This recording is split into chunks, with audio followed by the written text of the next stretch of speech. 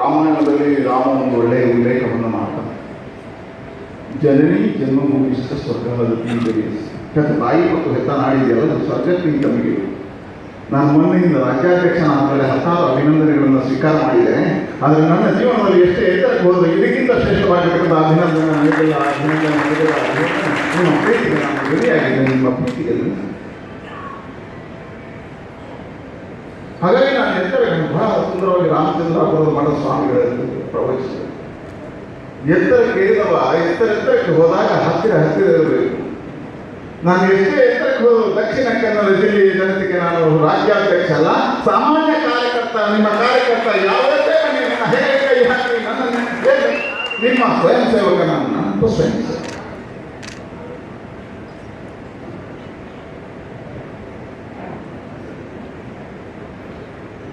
ಒಂದು 5-6 ವರ್ಷಗಳ ಹಿಂದೆ ನಮ್ಮ ದೇಶದಲ್ಲಿ ರಾಜಕೀಯ ಧ್ರುವೀಕರಣ ಆಗುವುದಕ್ಕಿಂತ ಮುಂಚೆ ವಿಜಯ ಕರ್ನಾಟಕ ಪತ್ರಿಕೆಯಲ್ಲಿ ಒಂದು ಬಹಳ ಸುಂದರವಾಗಿರ್ತಕ್ಕಂಥ ಲೇಖನ ಬಂದಿದೆ. ನನ್ನ ಅನಿಸಿಕೆ ವಿಶ್ವೇಶ್ವರಪಟ್ಟು ಬರೆದಿದೆ. ಆ ಲೇಖನ ಇತ್ತು ಹೇಳಿದರೆ 2 ಭಾವಚಿತ್ರಗಳನ್ನು ಹಾಕಿದ್ರು. ಆ 2 ಭಾವಚಿತ್ರ ಏನಿತ್ತು ಕೇಳಿದರೆ, ಅಟಲ್ ಬಿಹಾರಿ ವಾಜಪೇಯಿ ಅವರು ಮಧ್ಯ ಕೂತಿದ್ರು. ಅವ್ರ ಪಕ್ಕದಲ್ಲಿ ಭೈರವ್ ಸಿಂಗ್ ಶೇಖಾವತ್ ಕೂತಿದ್ರು. ಅವ್ರ ಆಚೆ ಮುರಳಿ ಮನೋಹರ್ ಜೋಶಿ ಮತ್ತು ಈಚೆ ಅಡ್ವಾಣಿ ಅವರು ಕೂತಿದ್ರು. 2 ಭಾವಚಿತ್ರ ಒಂದೇ. ವ್ಯತ್ಯಾಸ ಏನು ಹೇಳಿದ್ರೆ, ಆ 2 ಭಾವಚಿತ್ರದ ಅಂತರ 50 ವರ್ಷಗಳ ಅಂತರ. 50 ವರ್ಷದ ಹಿಂದೆ ಹಾಗೆ ಕೂತಿದ್ರು, ಒಂದೇ ಇದ್ರು, ಒಟ್ಟಾಗಿದ್ರು. 50 ವರ್ಷದ ನಂತರ ಒಟ್ಟಾಗಿ ಒಂದೇ ಭಾವಚಿತ್ರ ಬಂತು. ವ್ಯತ್ಯಾಸಗಳೇನು ಕೇಳಿದರೆ, 50 ವರ್ಷಗಳ ಹಿಂದೆ ಸಂಘಟನೆಯ ಪ್ರಾರಂಭದ ಕಾಲದ ಭಾವಚಿತ್ರ, 50 ವರ್ಷದ ನಂತರದ ಭಾವಚಿತ್ರ. ಒಬ್ಬ ರಾಷ್ಟ್ರದ ಪ್ರಧಾನಮಂತ್ರಿ ಹುದ್ದೆಗೆ ಏರಿದವ, ಇನ್ನೊಬ್ಬ ರಾಷ್ಟ್ರದ ಉಪರಾಷ್ಟ್ರಪತಿ ಹುದ್ದೆಗೆ ಏರಿದವ, ಇನ್ನೊಬ್ಬ ಉಪ ಪ್ರಧಾನಮಂತ್ರಿ ಆದವ, ಇನ್ನೊಬ್ಬ ಶ್ರೇಷ್ಠವಾಗಿರ್ತಕ್ಕಂಥ ಕೇಂದ್ರದ ಮಂತ್ರಿ ಆದವ. ಆನಂತರ ಕೆಳಗೆ ವಿಶ್ವೇಶ್ವರಪಟ್ಟು ಅಡ್ವಾಣಿಗಳನ್ನು ಪ್ರಶ್ನೆ ಮಾಡ್ತಾರೆ. ಇವತ್ತಿನ ಕಾಲಘಟ್ಟದಲ್ಲಿ ಒಂದು ಕ್ವಶನ್ ಅನ್ನು ಹಾಕಿದ್ರು. ಅದರಲ್ಲಿ ಇವತ್ತಿನ ಕಾಲಘಟ್ಟದಲ್ಲಿ ನೋಡಿ, ದೇವೇಗೌಡರ ಜೊತೆಯಲ್ಲಿ 50 ವರ್ಷದಲ್ಲಿದ್ದವರು ಎಲ್ಲಿದ್ದಾರೆ, ಸೋನಿಯಾ ಗಾಂಧಿ ಜೊತೆಯಲ್ಲಿ ಇದ್ದವರು ಎಲ್ಲಿದ್ದಾರೆ, ಆದರೆ ಈ 2 ಭಾವಚಿತ್ರಗಳು ಏನನ್ನು ಸಂಕೇತ ಮಾಡ್ತದೆ ಅಂತ ಕೇಳಿ ನಾನು ಅಡ್ವಾಣಿಗಳಲ್ಲಿ ಒಂದು ಪ್ರಶ್ನೆ ಕೇಳಿದೆ. ಆ ಪ್ರಶ್ನೆ ಏನು ಕೇಳಿದ್ರೆ, ಅಡ್ವಾಣಿಗಳೇ, ಈ ರಾಜಕಾರಣದ ಕಾಲೆಳೆಯುವ ಕಾಲಘಟ್ಟದಲ್ಲಿ ಭಾವಚಿತ್ರಗಳು ಒಂದಾಗಿ ಒಂದೇ ಮನಸ್ಸಿನಿಂದ ಇಷ್ಟೆತ್ತರಕ್ಕೆ ಇರುವುದಕ್ಕೆ ಒಂದಾಗಿರುವುದಕ್ಕೆ ಕಾರಣ ಏನು ಅಂತ ಕೇಳಿದೆ. ಆಗ ಅಡ್ವಾಣಿಯವರು ಒಂದು ಮಾತು ಹೇಳಿದರು. ನನ್ನನ್ನು ಮತ್ತು ವಾಜಪೇಯಿಯವರನ್ನು ಸಂಘದ ಪ್ರಚಾರಕ್ಕಾಗಿದ್ದವರನ್ನು ಗುರೂಜಿಯವರು, ಗೋಳ್ವಲ್ಕರ್ ಅವರು ಸಂಘದ ಕಾರ್ಯಾಲಯಕ್ಕೆ ಹೇಳ್ತಾರೆ, ನೀವು ಇವತ್ತಿನಿಂದ ರಾಜಕೀಯ ಕ್ಷೇತ್ರಕ್ಕೆ ಹೋಗಬೇಕು, ಅಲ್ಲಿ ದೀನದಯಾಳ್ ಉಪಾಧ್ಯಾಯ ಹೇಳಿದ್ದಾರೆ ಜನಸಂಘದ ಕಾರ್ಯವನ್ನು ಮಾಡಬೇಕು ಅಂತ ನಮ್ಮನ್ನು ಕಳಿಸಿಕೊಟ್ಟು. ಜನಸಂಘದ ಕಾರ್ಯಾಲಯಕ್ಕೆ ಹೋದಾಗ ದೀನದಯಾಳ್ ಉಪಾಧ್ಯಾಯರು ಭಾರತ ಮಾತೆಯ ಭಾವಚಿತ್ರದ ಎದುರು ನಮಗೊಂದು ದೀಪವನ್ನು ಕೊಟ್ಟು ಹೇಳ್ತಾರೆ, ಇವತ್ತಿನಿಂದ ನೀವು ರಾಜಕಾರಣದ ಕ್ಷೇತ್ರದಲ್ಲಿದ್ದೀರಿ, ವ್ಯಕ್ತಿಗಿಂತ ಪಕ್ಷ ಶ್ರೇಷ್ಠ, ಪಕ್ಷಕ್ಕಿಂತ ದೇಶ ಶ್ರೇಷ್ಠ ಅನ್ನತಕ್ಕಂಥ ಚಿಂತನೆಯಿಂದ ನೀವು ಕೆಲಸ ಮಾಡಬೇಕು. ಹಾಗಾಗಿ ನಿಮ್ಮ ಎಲ್ಲವೂ ಕನವಲ್ಲೂ ಭಾರತ ಮಾತೆ ಇರಬೇಕು, ಭಾರತ ಮಾತೆ ಇರಬೇಕು, ಭಾರತ ಮಾತೆ ಇರಬೇಕು, ಭಾರತ ಮಾತೆಗಾಗಿ ನಿಮ್ಮ ಜೀವನದ ಅರ್ಪಣ ಆಗಲಿ ಅನ್ನುವಂಥ ಮಾತನ್ನು ಹೇಳಿದ್ರು. ಆವತ್ತಿನಿಂದ ಇವತ್ತಿನವರೆಗೆ ಪಕ್ಷದ ವಿಚಾರ ಸಿದ್ಧಾಂತವನ್ನು ಕಳ್ಕೊಂಡು ಬಂದಿದ್ದೀರಾ, ಅದಕ್ಕೋಸ್ಕರ ನಾನು ಒಂದಾಗಿದ್ದೇವೆ. ಹಾಗಾಗಿ ನಮ್ಮ ವ್ಯಕ್ತಿಗತವಾಗಿರುವ ವಿಚಾರಗಳು ಬಂದಾಗ ಬರ್ತೀವಿ, ಸ್ವಾರ್ಥ ಬಂದಾಗ ಅದನ್ನು ಬದಿಗಿಟ್ಟೆವು, ಅಧಿಕಾರದ ಚಿಂತನೆಗಳು ಬಂದಾಗ ಬದಿಗಿಟ್ಟೆವು. ಅಟಲ್ ಬಿಹಾರಿ ವಾಜಪೇಯಿ ಪ್ರಧಾನಮಂತ್ರಿ ಆಗಬೇಕು ಅಂತ ಆದಾಗ ಕೈ ಎತ್ತಿ ನಾವೆಲ್ಲ ಒಂದಾಗಿ ಪ್ರಧಾನಮಂತ್ರಿ ಶಿಖರವನ್ನು ವಾಜಪೇಯಿ ಅವರಿಗೆ ಕೊಟ್ಟೆವು. ಜನಸಂಘವನ್ನು ವಿಲೀನ ಮಾಡಬೇಕು ಭಾರತಕ್ಕೋಸ್ಕರ ಅಂತ ಹೇಳಿದಾಗ ವಿಲೀನ ಮಾಡಿದೆವು. ಎಲ್ಲವೂ ನಮ್ಮ ಚಿಂತನೆಗಳು ರಾಷ್ಟ್ರ ರಾಷ್ಟ್ರ ರಾಷ್ಟ್ರ ಇತ್ತು. ಅದಕ್ಕೋಸ್ಕರ ನಾವು ಒಂದಾಗಿ ಇವತ್ತಿನವರೆಗೆ ಇದ್ದೇವೆ ಅಂತ ಹೇಳಿದರೆ ಅದೇ ವಿಚಾರ ಸಿದ್ಧಾಂತದಿಂದ ನಂಬಿಕೊಂಡು ನಾವು ಇದ್ದೇವೆ ಅನ್ನುವಂಥ ವಿಶ್ವಾಸದಿಂದ ಅಂತ ಶ್ರೇಷ್ಠವಾಗಿರ್ತಕ್ಕಂಥ ಪಾರ್ಟಿಗೆ ಬಂದಿದ್ದೇನೆ, ಅಂತ ಶ್ರೇಷ್ಠವಾಗಿರ್ತಕ್ಕಂಥ ಪಾರ್ಟಿ. ಹಾಗಾಗಿ ನಮ್ಮ ವಿಚಾರಧಾರೆ ಬಹಳ ಸ್ಪಷ್ಟ ಇದೆ. ಆ ವಿಚಾರಧಾರೆ ಹಿಡಿದು ರಾಷ್ಟ್ರಮಾತೆಯ ಆರಾಧನೆಯ ಕಾರ್ಯದಲ್ಲಿ ಇದು ತಪಸ್ಸು ಅಂತ ನಾವು ಸ್ವೀಕಾರ ಮಾಡಬೇಕಿದೆ. ನಾನಿವತ್ತು ರಮೇಶ್ ಅವರ ಉಲ್ಲೇಖ ಮಾಡಿದೆ. ನಮ್ಮನ್ನೇ ಹೇಳಿದೆ, ನನ್ನ ಜೀವನ ಬಹಳ ಕಠಿಣ. ನಾನು ಬಹಳ ಕುಗ್ರಾಮದಿಂದ ಬಂದವ. ಉದಯವಾಗಿ ನಮ್ಮನ್ನು ಗುರುತಿಸಿದ್ದು ನಮ್ಮ ಗ್ರಾಮವನ್ನು ಕುಗ್ರಾಮ ಅಲ್ವಾ ರಮೇಶನ? ಕುಗ್ರಾಮ ಅಂತ ಗುರುತಿಸಿ. ಒಳ ಕುಗ್ರಾಮ, ಅದರಲ್ಲೂ ನಮ್ಮದು ದ್ವೀಪ, ಸುತ್ತ ನದಿ, ಮತ್ತೆ ನಮ್ಮದು ಆ ಗ್ರಾಮದಲ್ಲೊಂದು ಸಣ್ಣದಾಗಿರ್ತದೆ ವಾರ.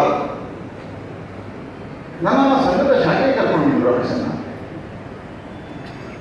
ನಾನು ಸಾಮಾಜಿಕ ಶಿಕ್ಷಣಕ್ಕೆ ಹೋಗ್ತಿದ್ದೆ, ಫಿಲೋಮಿನಾ ಹೈಸ್ಕೂಲಲ್ಲಿದ್ದೆ. ಹೈಸ್ಕೂಲಲ್ಲಿ ಇರ್ತಕ್ಕಂಥ ಸಂದರ್ಭದಲ್ಲಿ ಗಣೇಶೋತ್ಸವ ಮಾಡಬೇಕು ಅಂತ ನನಗೆ ಅನಿಸಿತು. ಊರಲ್ಲಿ ಗಣೇಶೋತ್ಸವ ಮಾಡುವಂತ ನಮಗೆ ಹುಡುಗರ ತಂಡ ಕಟ್ಕೊಂಡು ತಿರುಗಾಡ್ತಾ ಇದ್ದೆ. ಗಣೇಶೋತ್ಸವ ಪ್ರಾರಂಭ ಮಾಡಿದೆ. ಗಣೇಶೋತ್ಸವ ದಿವಸ ರಮೇಶನ್ನ ಬಂದರು. ನಮ್ಮನ್ನು ನೋಡಿ ನನ್ನನ್ನು ಹಿಡ್ಕೊಂಡ್ರು. ಸಂಘದ ಪ್ರಚಾರಕರ ಹಾಗೆ ಹಿಡಿದ್ರೆ ಬಿಡುವುದಿಲ್ಲ. ರಮೇಶನ್ ಹಿಡಿದ್ರು, ಶಾಖೆಗೆ ಕರ್ಕೊಂಡು ಹೋದ್ರು. ಆನಂತರ ಹೇಳಿದ್ರೆ ನೀವು ITC ಹೋಗಿದ್ದ. ನಾನು ITC ಹೋದೆ. ITC ಹೋದ್ಮೇಲೆ ಇನ್ನು ಮನೆಯಲ್ಲಿ ಕೆಲಸ ಪ್ರಚಾರಕ್ಕಾಗಿ ಅಂತ ಹೇಳಿದ್ರು. ಅಲ್ಲಿಂದ ಪ್ರಚಾರಕ್ಕಾಗಿ ಹೊರಟೆ. ಹಾಗಾಗಿ ನಾನು ಜ್ಞಾನವಂತ ಅಲ್ಲ, ನಾನು ಬಹಳ ವಿದ್ವಾಂಸ ಅಲ್ಲ, ನಾನು ಬಹಳ ಶಿಕ್ಷಣ ತಜ್ಞ ಅಲ್ಲ. ಆದರೆ ನಾನು ಹೇಳಬಲ್ಲೆ, ನಾನು ಸಂಘದ ಒಬ್ಬ ನಿಷ್ಠಾವಂತ ಕಾರ್ಯಕರ್ತ. ಹಾಗೆ ನನ್ನ ಅರ್ಹತೆ ಬಹಳ ಪ್ರಶ್ನೆ, ಹತ್ತಾರು ಟೀಕೆಗಳು ಹೋಗ್ತೇನೆ. ನಾನು ಸಾರ್ವಜನಿಕ ಜೀವನದಲ್ಲಿದ್ದೇನೆ, ಟೀಕೆಯನ್ನು ಹೋಗ್ತೇನೆ. ನಾನೆಲ್ಲೂ ಹೇಳಿಲ್ಲ ನಾನು ಬಹಳ ವಿಶ್ವವಿದ್ಯಾನಿಲಯದ ಪಂಡಿತ ಅಂತ ನಾನು ಹೇಳಿಲ್ಲ. ವಿಶ್ವವಿದ್ಯಾನಿಲಯದಿಂದ ಡಿಗ್ರಿ ಪಡೆದಿದೆ ಅಂತ ಹೇಳಿಲ್ಲ. ಸಂಘದ ಶಾಖೆಯಲ್ಲಿ ಆಡ್ತಾ ಆಡ್ತಾ ಆಡ್ತಾ ಆಡ್ತಾ ಎತ್ತರಕ್ಕೆ ಏರಿ ಸಮಾಜವನ್ನು ತಿಳಿದು ಇವತ್ತು ಸಮಾಜದ ಅಧ್ಯಯನದಲ್ಲಿ ನಾನು ಡಾಕ್ಟರೇಟ್ ಅನ್ನು ನನಗೆ ಸಂಘ ಕೊಟ್ಟಿದೆ. ಸಂಘ ನನಗೆ ಡಾಕ್ಟರೇಟ್ ಅನ್ನು ಕೊಟ್ಟಿದೆ. ಸಂಘದ ಸಮಾಜದಲ್ಲಿ ನಾನು ಪ್ರಯೋಗವನ್ನು ಮಾಡಿದೆ.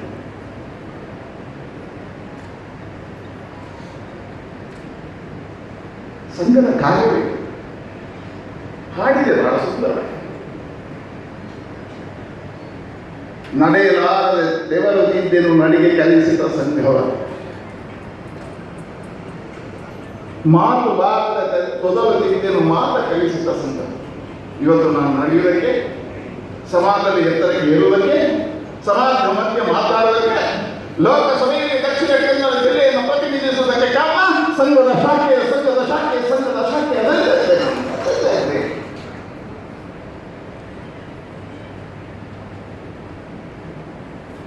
ವಿಶಿಷ್ಟತೆ ಬಿಜೆಪಿಯಲ್ಲಿ ಅಂಗಾರ ಹೇಳಿದ್ರು ಎಷ್ಟು ಸುಂದರವಾಗಿ ಹೇಳಿದರು.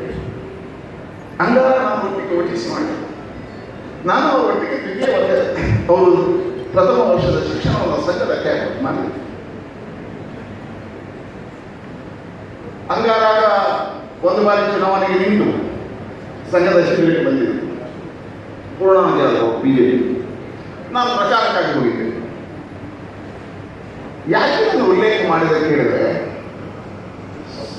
ಭಾರತೀಯ ಜನತಾ ಪಾರ್ಟಿಯ ಚಿಂತನೆಯಿಂದ, ಭಾರತೀಯ ಜನತಾ ಪಾರ್ಟಿಯ ವಿಚಾರಧಾರೆಯಿಂದ, ಭಾರತೀಯ ಜನತಾ ಪಾರ್ಟಿಯ ಸಿದ್ಧಾಂತದಿಂದ ರಾಜಕಾರಣವನ್ನು ನೀವು ವಿಶ್ಲೇಷಿಸಿದರೆ ನಾವೆಲ್ಲ ನಿಮಗೆ ಬಂಡುಕೋರರಾಗಿ ಕಾಣಬಹುದು.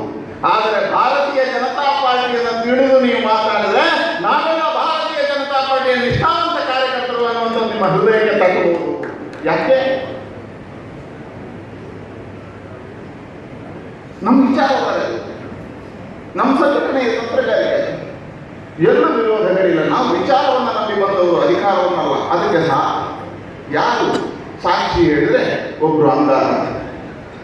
ಇವತ್ತಿನವರೆಗೆ ಸಂಘದ ಶಾಖೆಯಲ್ಲಿ ಆಟ ಆಟ ಬಂದಿರತಕ್ಕಂಥ ಅಂಗಾರರು 6 ಬಾರಿ ಶಾಸಕರಾದರು. ಎಲ್ಲೂ ಅಹಂಕಾರವನ್ನು ತೋರಿಸಿಲ್ಲ, ಎಲ್ಲೂ ಗುಂಪುಗಾರಿಕೆಯನ್ನು ಮಾಡಲಿಲ್ಲ. ನಾನು ಅದೇ ಸಂಘದ ಶಾಖೆಯಲ್ಲಿ. ಹಾಗಾಗಿ ನನಗೆ ಅನಿಸಿದ ಅಂಗಾರು ಇವತ್ತಿನವರೆಗೆ ಯಾರ ಮನೆ ಭಾಗಿಗೂ ನನಗೆ ಸೀಟು ಕೊಡಿ ಅಂತ ಕೇಳಲಿಕ್ಕೆ ಹೋಗಿಲ್ಲ. ನಳಿನ್ ಕುಮಾರ್ ಇವತ್ತು ಯಾವುದೇ ಒಬ್ಬನ ಮನೆ ಬಾಗಿಲಿಗೆ ನಾವು ಸೀಟು ಕೊಡಿ ಅಂತ ಕೇಳಲಿಲ್ಲ, ರಾಜ್ಯಾಧ್ಯಕ್ಷ ಮಾಡಿ ಅಂತ ಹೇಳಲಿಲ್ಲ. ನಮ್ಮ ಕಾರ್ಯದ ಮೇಲೆ ಸಂಘಟನೆ ಗುರುತಿಸಿ ಜವಾಬ್ದಾರಿಯನ್ನು ಕೊಟ್ಟಿದೆ. ಸಂಘಟನೆ ಗುರುತಿಸಿ ಇದು ಭಾರತೀಯ ಜನತಾ ಪಾರ್ಟಿಯಲ್ಲಿ ಮಾತ್ರ ಸಾಧ್ಯ. ಇದು ಭಾರತೀಯ ಜನತಾ ಪಾರ್ಟಿಯಲ್ಲಿ ಮಾತ್ರ ಸಾಧ್ಯ. ಇದೇ ವಿಶಿಷ್ಟತೆ, ಇದೇ ವಿಶಿಷ್ಟತೆ. ಭಾರತೀಯ ಜನತಾ ಪಾರ್ಟಿ ರಾಜಕಾರಣದಲ್ಲಿ ವಿಭಿನ್ನತೆ ಯಾಕೆ? ನಾಳೆ ನಮ್ಮ ಸಂಘದ ಪ್ರಚಾರಕ್ಕಾಗಿದ್ದೆ. ಅನಿವಾರ್ಯ ಕಾರಣಕ್ಕೆ 91ರಲ್ಲಿ ನನ್ನ ತಂದೆ ತಿಳ್ಕೊಂಡು ವಾಪಸ್ ಹೋಗ್ಬೇಕಾಗಿತ್ತು.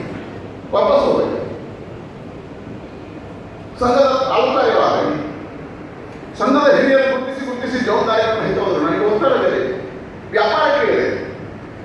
ಪ್ರಚಾರಕ್ಕಾಗಿ ವ್ಯಾಪಾರಕ್ಕೆ ಹೋದ್ರೆ ಅವ್ರು ಮುಳುಗುದು ಬೇರೆ. ಆದರೂ ವ್ಯಾಪಾರ ಮಾಡಿದೆ. ಮಾರ್ಗದರ್ಶನ ಸಂಘದ ಹಿರಿಯರು ಕರೆದು ಧರ್ಮಜಾಗರಣ ಮಾಡುವುದು. ಧರ್ಮಜಾಗರಣ ಕಾರ್ಯ ಮಾಡ್ತಾ ನನಗೆ ಬಹಳ ನಂದು ಉಗ್ರ ಭಾಷಣಗಳು ನನಗೆ ಬಹಳ ಕ್ಲಾಪ್ ಬಿಡುವ ಭಾಷಣ ಕೇಳಿದ್ರೆ ಭಾಳ ಖುಷಿ ಆಗುವುದು, ಅದು ಮಾತಾಡಿದ್ರೆ ಖುಷಿ ಆಗುವುದು. ಕ್ಲಾಪ್ ಬಿಡೋದ್ರೆ ನಮ್ಮ ಭಾಷಣದಲ್ಲಿ ಪುಸ್ತಕ ಆಗ್ತದೆ ಟೆಲಿವಿಷನ್.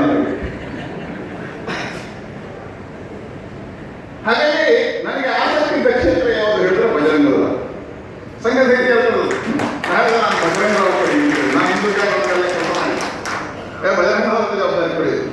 ಆಗ ಸಂಘಟನೆ ಹಿಂದೆ ನೀನು ಕೇಳಿದ್ದು ಕೊಡ್ಲಿಕ್ಕೆ ಆಗುವುದಿಲ್ಲ, ಇದು ಸಂಘಟನೆ, ನಾನು ಹೇಳಿದ್ದನ್ನು ನೀನು ಮಾಡಬೇಕು, ಹೋಗು ಬಿಜೆಪಿಗೆ ಹೋಗು ಅಂತ ಹೇಳಿ. ಹಾಗಾಗಿ ಬಿಜೆಪಿ ಪ್ರಧಾನ ಕಾರ್ಯದರ್ಶಿ ಆಗಿದೆ. ನಾನು ಅಂದಾಗ ಮೋನ ಭಂಡಾರಿಯವರು ಜಿಲ್ಲಾಧ್ಯಕ್ಷರಾಗಿದ್ದರು. ಮೋನ ಭಂಡಾರಿಯವರು ಗೊತ್ತಿದೆ ನಮಗೆಲ್ಲ ಹೆಡ್ ಮಾಸ್ಟರು ಆಗಲೂ ಈಗಲೂ ಅವರ ಮಾರ್ಗದರ್ಶನದಲ್ಲಿ. ಎರಡನೇ ಅವರಿಗೆ ಪ್ರತಾಪ್ ಶಿವನಾಯಕ, ನಾನು ಬಂದಾಗ ಪ್ರತಾಪ್ ಶಿವನಾಯಕರು ಅಧ್ಯಕ್ಷರು. ಪ್ರತಾಪ್ ಶಿವನಾಯಕರು ಹೇಗೆ ಗೊತ್ತಿದೆ, ಬಹಳ ಔದಾರ್ಯದಿಂದ ಪ್ರೀತಿಯಿಂದ ನೋವಾಗದ ಹಾಗೆ ಕಿವಿ ಚಿಡುವುದಿಲ್ಲ, ಕಿವಿಯನ್ನು ಮುಟ್ಟುವುದು ಮಾತ್ರ. ಹಾಗೆ ಮುಟ್ಟಿ ಅವರ ಮಾರ್ಗದರ್ಶನದಲ್ಲಿ ನಂತರ ಮೋನ ಭಂಡಾರಿಯವರ ನೇತೃತ್ವದಲ್ಲಿ ನನ್ನ ಪ್ರಧಾನ ಕಾರ್ಯದರ್ಶಿಯಾಗಿ 2008ರಲ್ಲಿ ನನ್ನಲ್ಲಿ ಸದಾನಂದಗೌಡರು, ಇವತ್ತು ನಾನು ಈ ಎತ್ತರಕ್ಕೆ ಇರುವುದಕ್ಕೆ ಸದಾನಂದಗೌಡರನ್ನು ಸ್ಮರಿಸಿ ನನ್ನನ್ನು ಮೊದಲು ಕರೆದರು. ಅವರು ರಾಜ್ಯಾಧ್ಯಕ್ಷ, ನಮ್ಮ ಜಿಲ್ಲೆಯ ಮೊದಲ ಜಿಲ್ಲೆಯಿಂದ ಕರ್ನಾಟಕ ರಾಜ್ಯದ ಮೊದಲ ರಾಜ್ಯಾಧ್ಯಕ್ಷ ಆದ ಮೊದಲ ಕಾರ್ಯಕರ್ತ ಯಾರು ಹೇಳಿದ್ರೆ ಅವರು ಸದಾನಂದಗೌಡರು. ಕಳೆದವರು ಈ ಬಾರಿ ನೀವು ಕೂಡ ಚುನಾವಣೆ ನಿಲ್ಲಬೇಕು, ನಾವೆಲ್ಲ ಸರ್ವೆ ಮಾಡಿದರೆ ನಿಮ್ಗೆ ಹಿಂದೆ ಕೇಳ್ತದೆ. ನಾನು ರಾಜಕಾರಣಕ್ಕೆ ಬಂದಿರುವುದು ಸಂಘದ ಸೂಚನೆಯ ಮೇರೆಗೆ ಸ್ಪಷ್ಟಪಡಿಸ್ತಾ ಇದ್ದೇನೆ. ಕೆಲವರಿಗೆ ತಪ್ಪು ತಿಳ್ಕೊಂಡಿದ್ದಾರೆ. ನಾವು ಹೋರಾಟ ಮಾಡಿದರೆ ಬಿಜೆಪಿ ಯಾವ ಹೋರಾಟದಲ್ಲೂ ಬಿಜೆಪಿಗೆ ಸೀಟು ಸಿಗುವುದಿಲ್ಲ. ನಿಮ್ಮ ಕೆಲಸಕ್ಕೆ ಮಾತ್ರ ಬಿಜೆಪಿ ಸೀಟು ಕೊಡುತ್ತೆ, ಕೆಲಸಕ್ಕೆ ಮಾತ್ರ ಬಿಜೆಪಿ ಸೀಟು ಕೊಡುತ್ತೆ. ಬಿಜೆಪಿಯಲ್ಲಿ ನಾನು ಅದಕ್ಕೆ ಹೇಳಿದೆ, ನಾನು ಸಂಘದ ಸ್ವಯಂ ಸೇವಕ, ನಾನು ರಾಜ್ಯಾಧ್ಯಕ್ಷನಾಗಿ ಎರಡಕ್ಕೆ ಬಹಳ ಮಹತ್ವವನ್ನು ಪಡ್ತೇನೆ.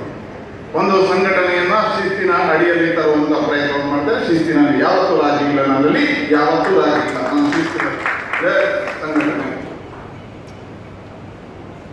ಎರಡನೇದು ಸಂಘಟನೆಯ ಸೂತ್ರದಲ್ಲಿ ಪಾರ್ಟಿಯನ್ನು ಕಟ್ಟುತ್ತದೆ. ಆಗ ನಾನು ನನ್ನ ಸಂಘಟನೆ ಹಿರಿಯರು ಚುನಾವಣೆಗೆ ಎಲ್ಲ ಕಳಿಸಿದ್ದು, ಬಿಜೆಪಿಯ ಸಂಘಟನೆ ಮಾಡಲಿಕ್ಕೆ ಕಳಿಸಿದ್ದು ಸದಾನಂದಗೌಡರು. ನನಗೆ ಬೇಡ ಅಂತ ಹೇಳಿ ಇಲ್ಲ ನಿಲ್ಲಬೇಕು. ಇಲ್ಲ, ನಾನು ನಿಲ್ಲುವುದಿಲ್ಲ. ನೀವು ನನಗೆ ಕೊನೆಗೆ ಸೀಟ್ ಕೊಟ್ಟರೆ ನಾನು ಊರು ಬಿಟ್ಟು ಹೋಗ್ತೀನಿ.